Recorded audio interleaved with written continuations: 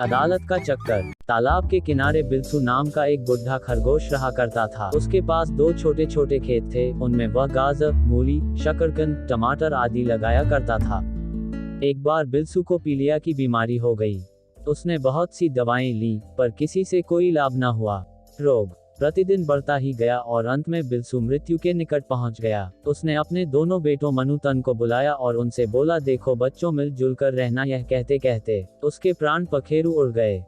तन मनु ने पिता की आज्ञा मानकर कुछ दिन तो साथ साथ काम किया, कहीं खेत खराब न हो जाए, इस डर से वे पहले से भी दुगुनी मेहनत और ध्यान से काम किया करते थे। फल यह हुआ कि उनके खेतों में पहले से दुगुनी उपज भी हुई। उनके हरे भरे खेत देखकर पड़ोसियों को बड़ी ईर्ष्या हुई। उन्होंने दोनों भाइयों में झगड़ा कराने की सोची।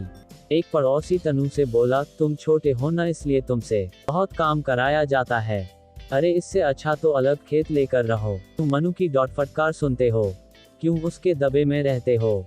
स्वतंत्र रहने में जो सुख है वह किसी के बंधन में कहाँ। दूसरे ने मनु से कहा, देखो तनु, कहने को तो तुम्हारा छोटा भाई है, पर वह हर जगह तुम्हारी बुराई करता रहता है। जहाँ भी जाता है तुम्हारे विरुद्ध विष घोलता है।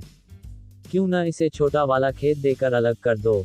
इसी प्रकार विविध प्रकार से बार बार पड़ोसी मनु और तनु को भड़काने लगे। न तो तनु ने ना ही मनु ने यह सोचा कि वे पड़ोसियों की बातों में न आए, मिलजुल कर रहें। वे तो मन ही मन एक दूसरे को अपना पक्का दुश्मन समझने लगे। दोनों एक दूसरे के ऊपर झल्लाते, जब भी आपस में बोलते लड़ाई करने को उतारू हो जाते। उनकी यह स्थिति देखकर पड़ोसी मन ही मन खुश होते थे। भाई भाई भी जब एक दूसरे पर विश्वास नहीं करते, संतोषजनक व्यवहार नहीं करते, तो वे आपस में शत्रु भी बन जाया ही करते हैं। एक दिन तन मन ने आपस में खेतों का बंटवारा कर ही लिया।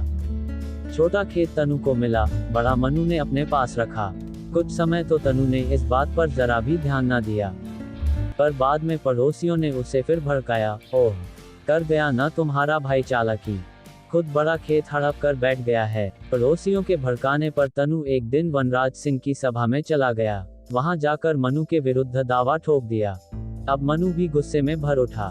बोला, यदि यह मुझसे ही आकर कह देता तो मैं खुद ही इसे बड़ा खेत दे देता, पर अब तो मैं भी मुकदमा ही लहूंगा। देखूंगा कैसे ले जाता है यह 1 इंच भी जमीन। बार बार मुकदमे की तारीख पड़ती।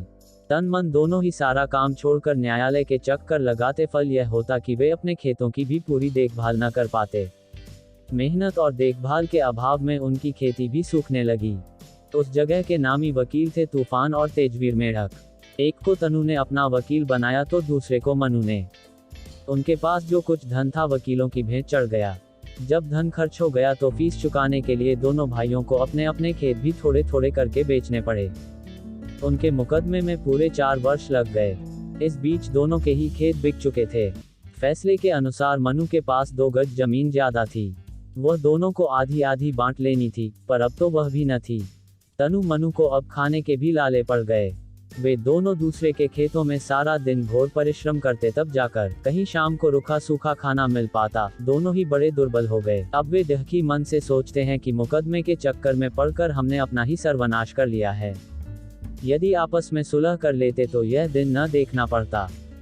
हाय, हमने दुर्बुद्धिवश पिता की बात न मानी, अब तो जीवन भर पछताना ही पड़ेगा। जो बड़ों के अनुभवों से कुछ भी सीखने की कोशिश नहीं करता, वह मूर्ख ही होता है, उसे ठोकर खानी ही पड़ती है। आशा करता हूँ दोस्तों आपको ये कहानी अच्छी लगी होगी। अगर अच्छी लगी है तो चैनल को सब्सक्राइब कर लीजिए।